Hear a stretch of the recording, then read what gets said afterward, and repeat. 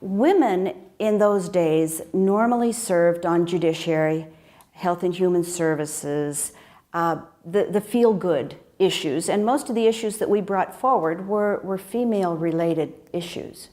And Sue Wagner and I both served on the Senate Judiciary Committee, which was very fulfilling.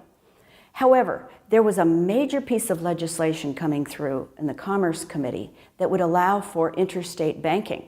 Now, this was in 1983, and in those days, only banks that had state charters were allowed to do business in Nevada, which was very limiting.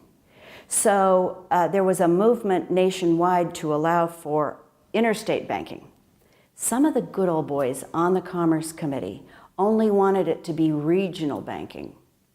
And you know, at the legislature, Sue and I would get together, have a cup of coffee, and I'd say, follow the money. Follow the money, because you ask, why are they doing it? Follow the money. We knew that a couple of them had an interest in some banking in Salt Lake City. And if they could just bring in the regionals without the major companies like Wells Fargo and Bank of America, the sky was going to open up and the money would drop right on their head.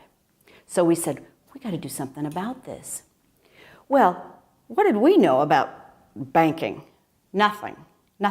But we learned really fast, and it was like cramming for finals. We became very educated on it, and we brought over the banking commissioner and all different people to educate us. And we turned that bill around, and we knew more about the amendment, which was this thick, than the chairman of Commerce, because we caught him off guard. We caught him by surprise. And so we had a competing amendment, one to allow it to be interstate banking and the other just regional. And by golly, we won. We won, and they were impressed that we knew as much as we did. And of course, I went around and got our vote secretly so that when the final vote came, we were victorious on it. And it was a major piece of legislation, and wasn't just human services, but economic vitality for the state.